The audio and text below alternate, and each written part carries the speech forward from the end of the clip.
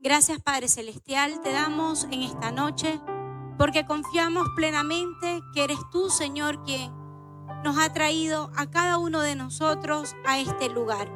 Eres tú, Señor, quien ha preparado de antemano nuestros corazones a estar sensibles a tu voz, sensibles a esa palabra que nuestro corazón anhela. Gracias, Padre, por todo el ambiente de alabanza, de adoración, de reconocer quién eres tú y lo pequeño que somos, Señor, ante tu grandeza. Gracias, amado Dios, porque te sentimos, Señor. Gracias porque eres palpable en nuestro día a día. Gracias, Señor, porque sin duda alguna existes y existes en medio de nosotros. Sé tú, Señor, fortaleciéndonos en nuestras debilidades. Y sé tú, Señor, ayudándonos a mirar con tus ojos. En el nombre de Jesús, amén y amén. Bueno, la enseñanza de hoy me costó un mundo sacar el título, me costó muchísimo. Mi esposo me ofreció 500 títulos, pero no, ninguno era. Uno es muy terco. Pero llegó un título a mi mente que se entiende muy poco, pero es bastante profundo. ¿Qué dice ahí? 5-1. Qué título tan raro. Pero tenían semanas persiguiéndome los números, contando palabras, contando repeticiones en la Biblia. Y fue una manera de resumir un poco de cosas. Cuando en un juego de fútbol finaliza el partido 5-1, ¿quién gana? ¿El que sacó cuántos goles? El que tiene más, ¿verdad? ¿Podemos ganar con un solo gol frente a 5 goles? No podemos. No podemos. Ok, otra pregunta. Si en un juego de fútbol a uno de los equipos le falta el portero, ¿podemos ganar? Si falta el portero, podemos. Pero no un ratico, o sea, el tiempo completo. A ver, levanten la mano los que creen que sin portero podemos ganar. Ajá, levanten la mano los que creen que con 2 porteros está todo más equilibrado. Ajá, con 2 porteros entonces, nos quedamos con 2 porteros. Ok, el juego de fútbol no se parece en nada a todo lo que vivimos en nuestra vida diaria. Solamente al sudor, el cansancio, las lágrimas cuando un equipo pierde. Pero en el día a día, Dios nos invita a estar preparados. Y un equipo bien preparado no solamente tiene portero. ¿Qué más necesita? Defensa, goleadores, entrenamiento, ¿ok? No solamente está en juego los 90 minutos del partido y el tiempo adicional, sino que está en juego lo que pasa antes y también lo que pasa después. Un juego no define una temporada completa, ¿verdad que no? Un juego, bueno, es un juego. Si ya era el último y era el último chance que teníamos, ya ahí perdimos. No quise usar el ejemplo de béisbol porque es doloroso usar esos ejemplos últimamente. Sí, es muy doloroso. Entonces nos quedamos con el fútbol mejor. En este juego 5-1 necesitamos varios elementos y son los elementos que vamos a estar estudiando el día de hoy. Vamos a estar buscando, hermanos, 2 Corintios 4, del versículo 7 en adelante. No les digo hasta dónde para que no se asusten. 2 Corintios 4, 7.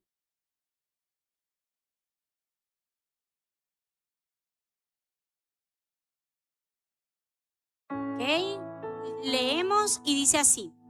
Pero tenemos este tesoro en vasos de barro, para que la excelencia del poder sea de Dios y no de nosotros. Que estamos atribulados en todo, mas no angustiados, en apuros, mas no desesperados, perseguidos, mas no desamparados, derribados, pero no destruidos, llevando en el cuerpo siempre por todas partes la muerte de Jesús, para que también la vida de Jesús sea manifiesta en nuestros cuerpos. Vamos a dejarlo hasta allí. En este pasaje bíblico vemos varios antónimos o varias cosas que se parecen, pero no son iguales. Vamos a estar repitiendo nuevamente esos versículos donde nos dicen, por ejemplo, derribados, pero no destruidos. Es lo mismo, hermano, estar derribado que estar destruido. Una persona derribada tiene la posibilidad ¿de qué? De levantarse nuevamente. Y una persona destruida se pudiera levantar. Si está destruida, no se pudiera. Luego nos dice la palabra, perseguidos, mas no desamparados. Soy la única, o a veces usted se siente un poco perseguido por las circunstancias, por las situaciones, por el día a día, por lo que aumenta y se queda arriba, porque cuando baja no baja nada. Nos sentimos perseguidos. Pero la Biblia nos incita a recordar que estamos perseguidos, pero no desamparados. ¿Cuál es nuestro amparo? Dice la Biblia que Dios es nuestro amparo y nuestra fortaleza. Luego dice, en las tribulaciones, así es, mi hermana, llevando en el cuerpo siempre, por todas partes, la muerte de Cristo. Y de todas las comparaciones, esta es la que más me encantó, porque no hay nada más contrario a la muerte que la vida. Si yo les digo a ustedes que me digan qué es lo contrario de vida, ¿cuál sería? La muerte. Pero en Dios y en la palabra de Dios, la muerte de Jesús representa la vida de todos nosotros y todos aquellos que aún faltan por ser salvos. Hermanos, nuestra vida, como les dije al principio, no se compara en nada a un juego de fútbol, porque tiene muchísimo más prisma y más circunstancias, ¿verdad? Que no todas se pueden describir con palabras. Pero en todas ellas Dios está presente. Hoy la palabra que lleva por título 5-1, me faltó decirles que ese no es un resultado final. Han habido pocas veces en la historia que un juego así se ha remontado, pero sí ha pasado. Investigué y sí ha pasado. Se me olvidaron los nombres de los equipos porque no los anoté, pero confíen en mí que sí pasó. Mientras el juego esté andando, el 5-0 el 5-1 no es un definitivo.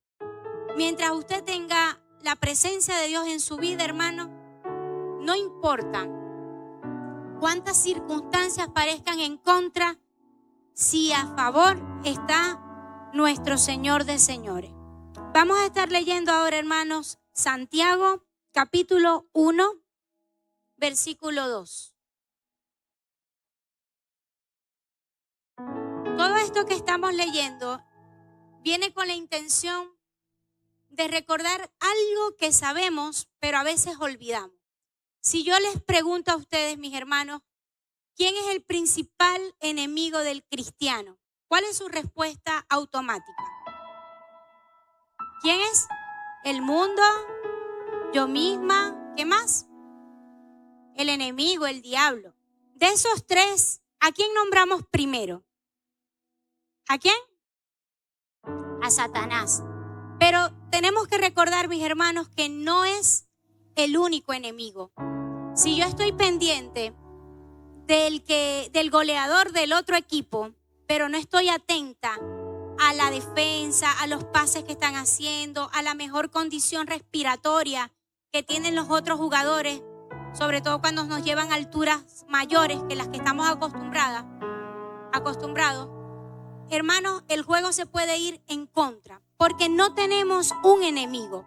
A veces le damos un protagonismo mayor al enemigo que a otras cosas que están a nuestro alcance y que están en nuestro control. Nosotros no podemos controlar cuándo el enemigo nos va a atacar, no podemos controlar con qué intensidad lo va a hacer él. Pero sin embargo, podemos controlar qué tan preparado estoy yo para la batalla. Ahora sí leemos Santiago capítulo 1 a partir del versículo 2.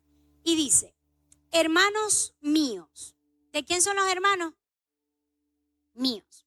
Tened por sumo gozo cuando os halléis en diversas pruebas. ¿Vamos a pasar pruebas, hermano? Sí. Sabiendo que la prueba de vuestra fe produce paciencia. ¿Se produce la paciencia así solita? No, no se produce sola. Mas tenga la paciencia su obra completa para que seáis perfectos y cabales sin que os falte cosa alguna.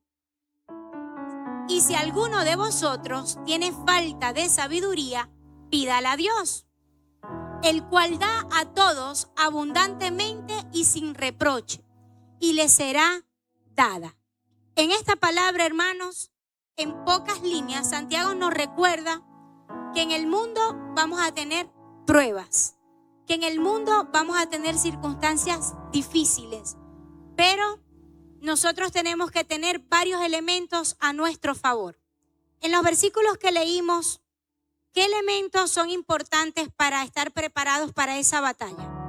En los versículos de Santiago, la fe, la paciencia, ¿qué más? El gozo. Santiago empezó riéndose, ¿verdad? Empezó con el gozo. ¿Qué más había allí? Ahí habían otras cositas. Sabiduría. Cuando llegamos a este punto de la sabiduría, muchas veces confundimos la sabiduría con la inteligencia, pero son dos cosas muy diferentes. La inteligencia es el conocer una información. Eso es una inteligencia. Si yo me preparo para una exposición y me aprendo hasta los puntos, los acentos, las comas, digo que me lo estudié ¿cómo? Al caletre. Yo puedo decirlo al caletre y no entender ni papa de lo que estoy diciendo. Algo así es la inteligencia. La inteligencia es solo saber. Pero la sabiduría, en cambio, es el saber aplicar ese conocimiento en el momento oportuno. Hermanos, no necesitamos ser inteligentes, necesitamos ser sabios. Y la Biblia dice que el que esté falta de sabiduría, se la pida ¿a quién? A Dios. La Biblia también dice que el hombre necio es sabio. ¿Cómo es sabio? En su propia opinión. Hermanos, cuando somos sabios en nuestra propia opinión, ahí el enemigo número uno de nosotros entra en acción. ¿Quién es ese enemigo? Nosotros mismos. Porque cuando somos sabios en mi criterio, en mi experiencia, en mis vivencias, y dejo de lado lo que Dios quiere hacer con mi vida, ahí no hay un aprendizaje espiritual. Puede haber un aprendizaje humano, pero no un aprendizaje espiritual. Y hay una diferencia abismal entre estos dos tipos de aprendizaje. Porque cuando la Biblia me dice que si me dan una cachetada, yo ponga la otra mejilla, el mundo me dice, ¿qué me dice? Un refrán por allí que dice, ojo por ojo y diente por diente. Hermanos, cuando lo que creemos como cristianos se parece mucho a lo que el mundo me dice, algo malo estamos haciendo. ¿Ok? Porque si un hermano a mí no me saluda, cuando yo lo vuelvo a ver, yo tampoco lo saludo, ¿qué versículo estoy aplicando allí? No se saluden unos a otros. ¿Dónde está eso? ¿En su Biblia está? Primera de Cachilapa, dice la hermana Esmédita. Hermanos, atentos, que nuestra vida y nuestras conductas, nuestras actitudes no se parezcan a lo que el mundo nos enseña, porque son cosas muy contrarias. Estamos en un juego, pero las reglas de ese juego, ¿quién las tiene que poner? ¿Quién las tiene que poner? El Señor. Más adelante, en el mismo Santiago, nos habla de que Dios no tienta a nadie. Dice Santiago 1:12. Bienaventurado el varón que soporta la tentación. ¿Quién tiene que soportar la tentación? Hermanos, si yo les digo, vamos a orar para que no vengan pruebas del enemigo, ¿eso está bien? ¿Está bien? No me asusten. A ver, otra vez. Si yo digo, vamos a orar, hermanos, y a doblar rodillas para que el enemigo no nos tiente. ¿Eso es bíblico? Sí es bíblico. No, hermano, no es bíblico. Porque la prueba es parte de la vida del cristiano.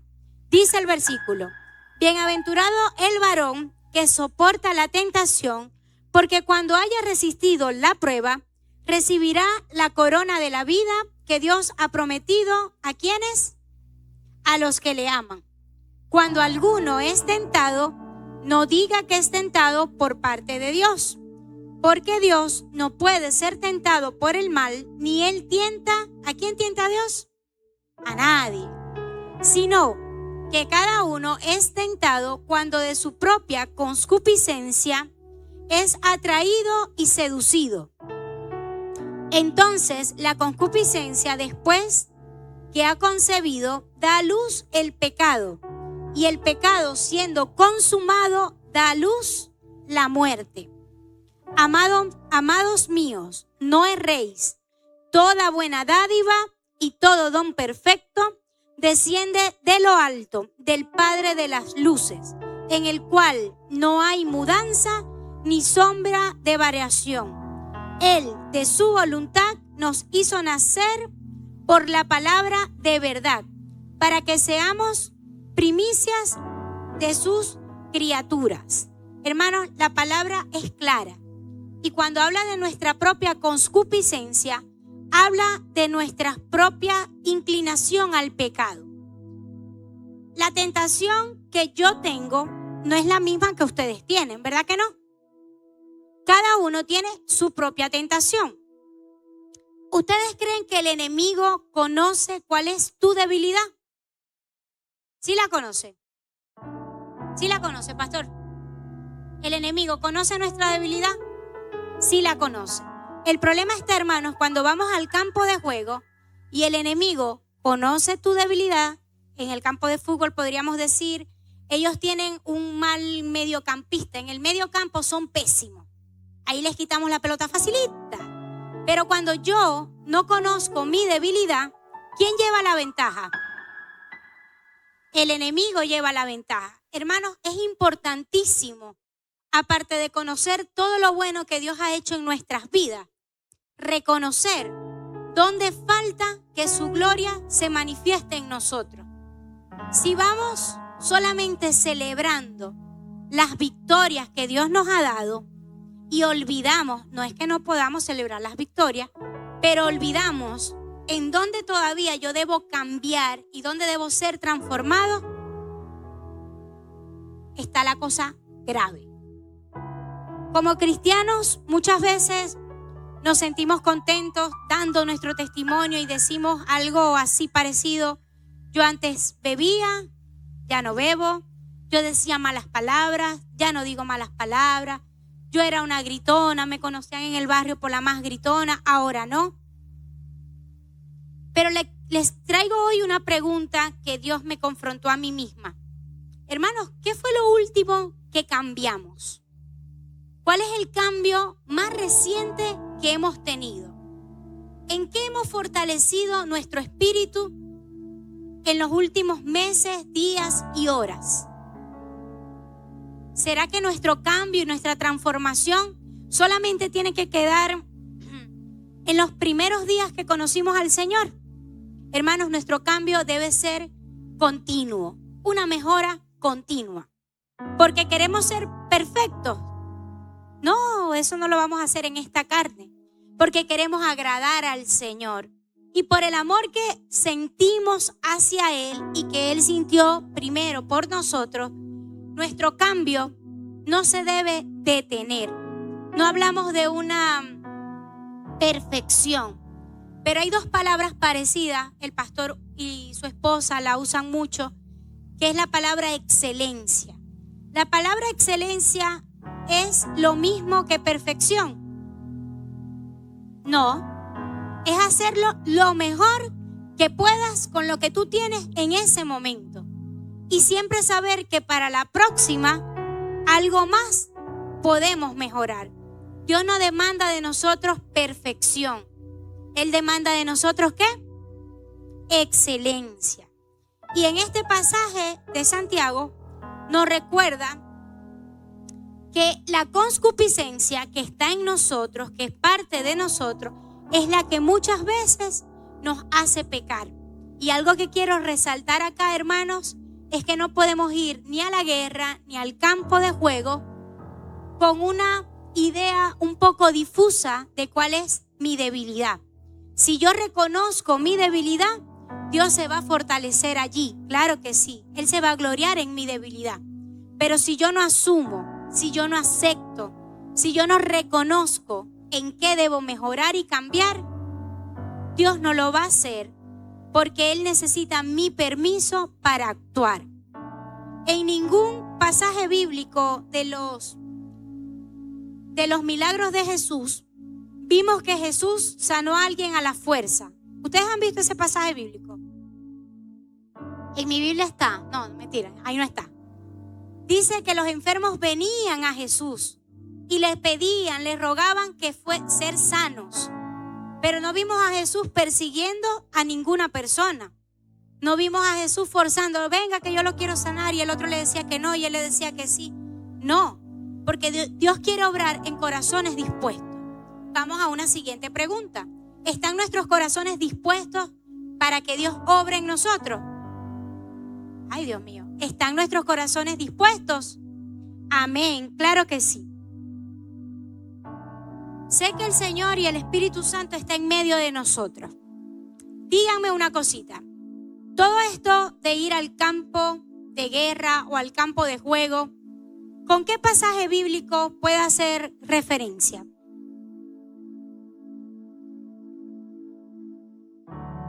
Vamos, que sí podemos. ¿Cómo tenemos que ir a la guerra? Ajá, mi hermana Corina, Dios te bendiga. Dice, vistiendo la armadura de Dios. Vamos a buscar Efesios capítulo 6, versículo 10.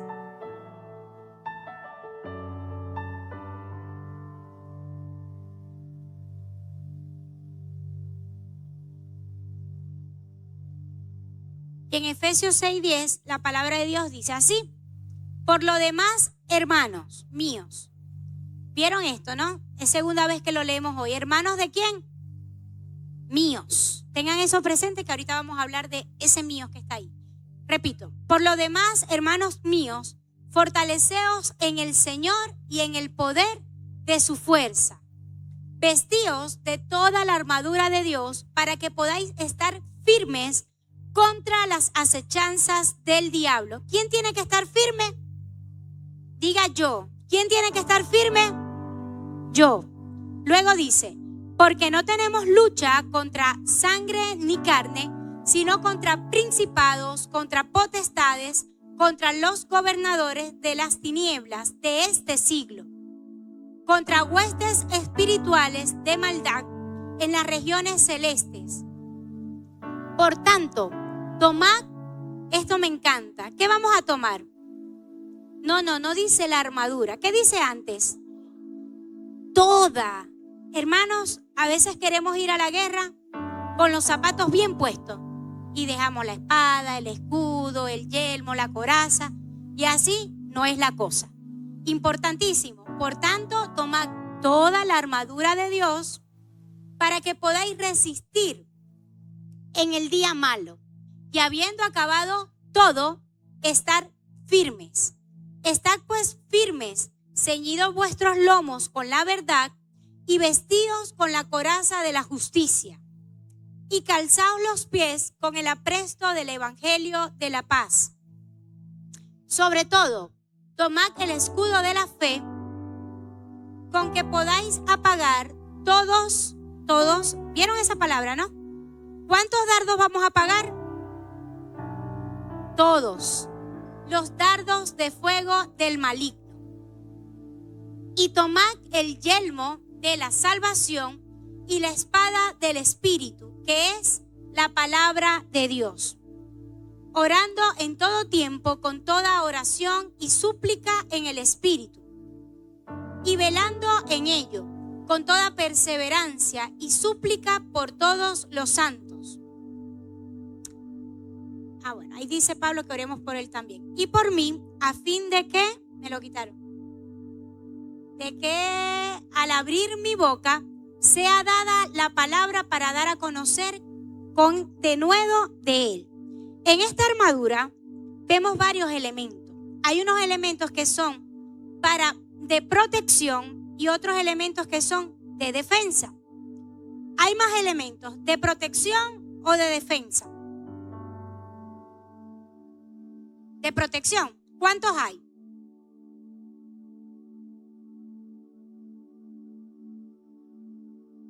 De protección, vamos a decirlo duro. A ver, David, lo que estás haciendo, hazlo con el micrófono. Dice. El yelmo. El yelmo. La coraza. El apresto del evangelio, los zapatos, pero calzados. El escudo. El escudo sería como de defensa, ¿verdad? Y el cinturón. ¿Ok? El cinto de la verdad. Hermano, de ahí salió el título, ¿oyeron? Por eso los estoy contando. Tenemos 5-1. ¿Con cuánto nos vamos a defender? Con la espada. Con uno solo.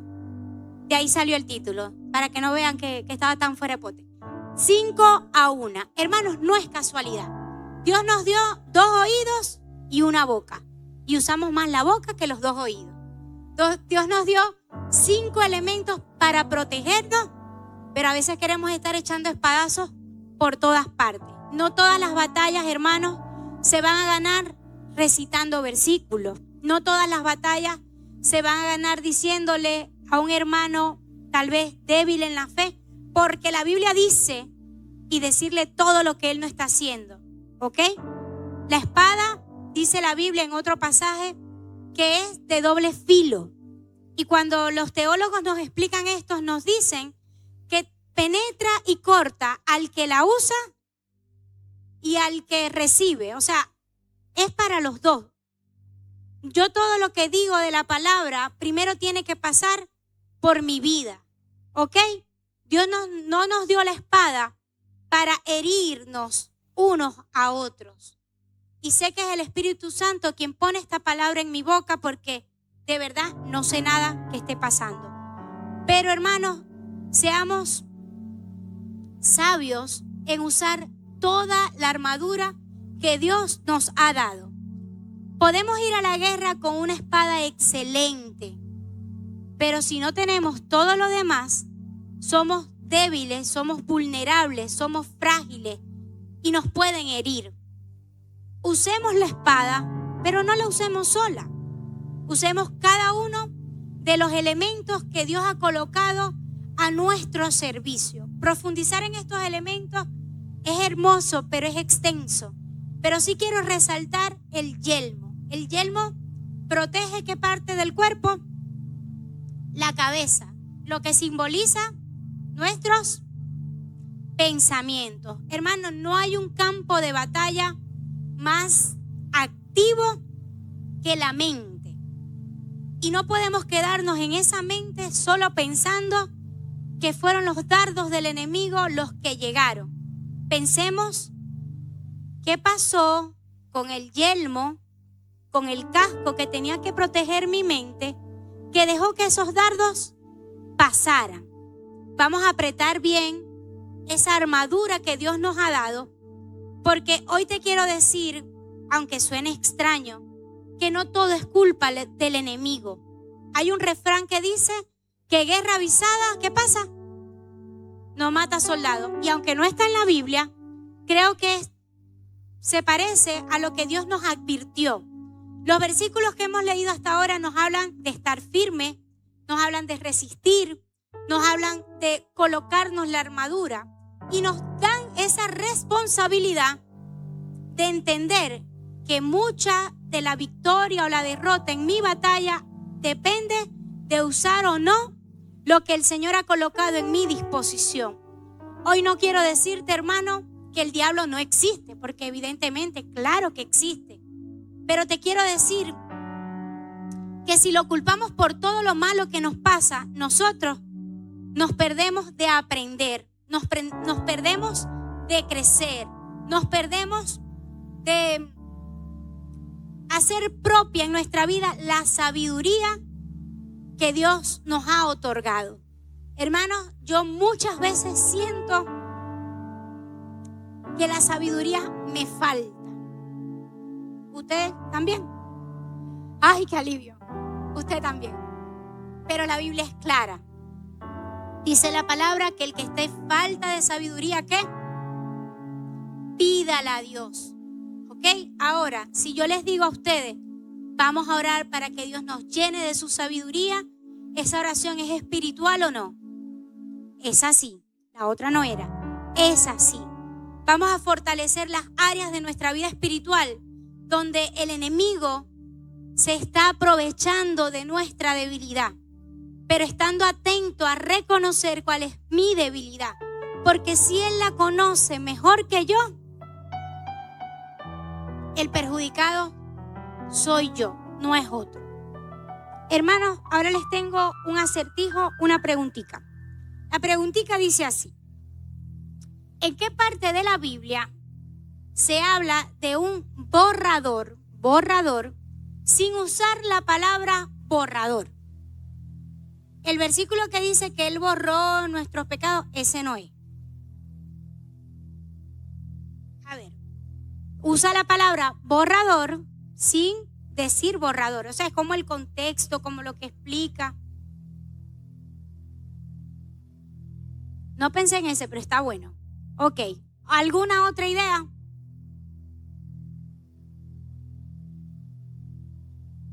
Él se llevó todos nuestros pecados. Muy bien. Quitó el acta de decreto. Dios lo hizo. No, pero no tiene que decir, vamos bien. Vamos bien. Hemos usado 3 ejemplos y todos están perfectos. Están mejor que lo que yo había anotado. Pero vamos a compartirlo igual. Vamos a buscar en Mateo 26, 69.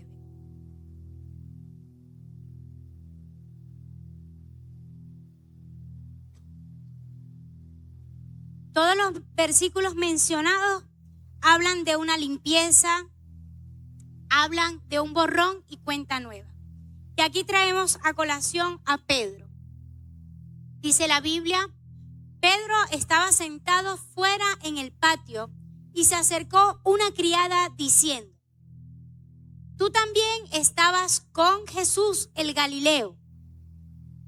Mas él negó delante de todos. ¿Vieron la palabra todos otra vez? ¿Delante de quién lo negó? Delante de todos, diciendo: no sé lo que dices.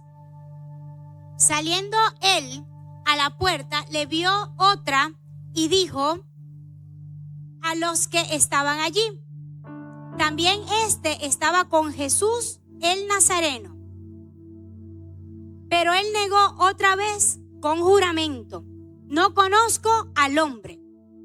Un poco después, acercándose los que por allí estaban, dijeron a Pedro: verdaderamente también tú eres de ellos, porque aún tu manera de hablar te descubre. Ahora vamos a conocer el borrador. En este pasaje bíblico, Pedro negó a Jesús, ¿cuántas veces? 3 veces. Eso nos lleva a nuestra segunda cita bíblica, que está en Juan 21, versículo 15. Juan 21, 15. Y dice así: cuando hubieron comido, Jesús dijo a Simón Pedro: Simón, hijo de Jonás, ¿me amas más que a estos? Le respondió: sí, Señor, tú sabes que te amo. Él le dijo: apacienta mis corderos. Volvió a decirle la segunda vez: Simón, hijo de Jonás, ¿me amas? Pedro le respondió: sí, Señor, tú sabes que te amo. Le dijo: pastorea mis ovejas.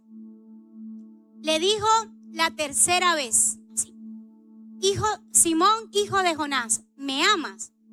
Pedro se entristeció de que le dijese la tercera vez: ¿me amas? Y le respondió: Señor, tú lo sabes. ¿Qué sabe el Señor? Todo. tú sabes que te amo. Jesús le dijo, apacienta mis ovejas. ¿Cuántas veces Jesús le preguntó si lo amaba? 3 veces. ¿Ustedes creen que cada vez que Jesús le preguntaba a Pedro si lo amaba, Pedro se acordaba que lo había negado?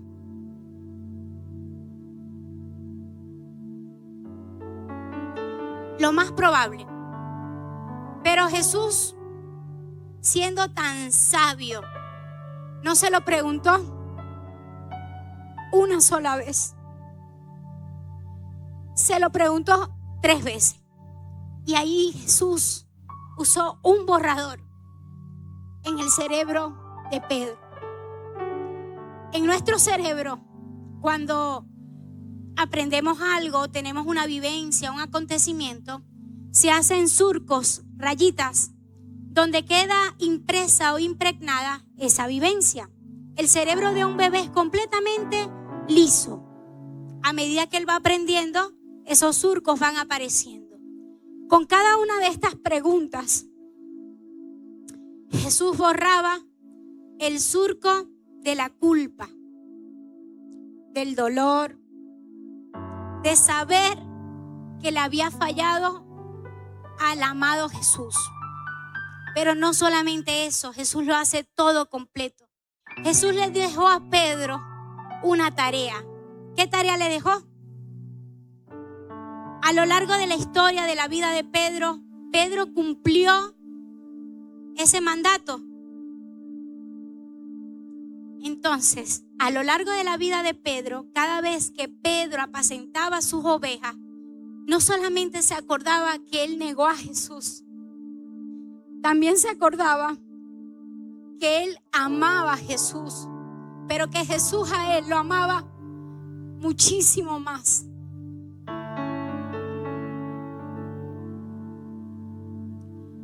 Hermanos, te invito a cerrar tus ojos, a colocarte de pie, a escuchar la voz de Dios.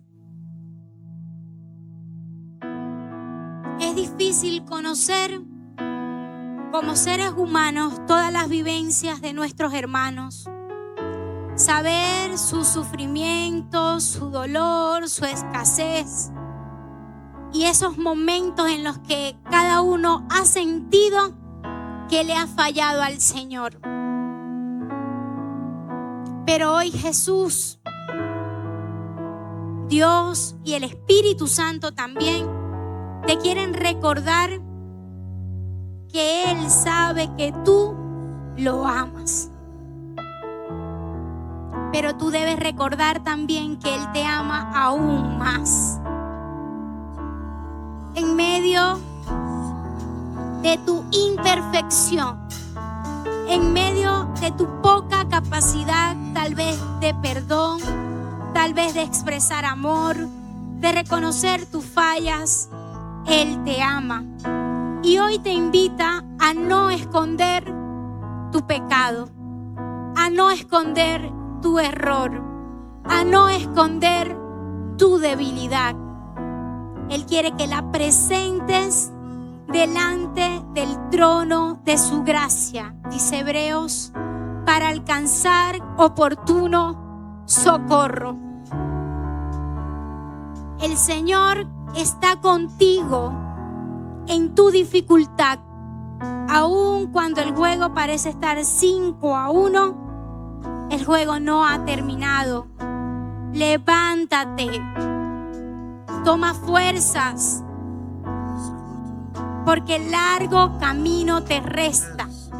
En el mundo, claro que vamos a tener aflicciones.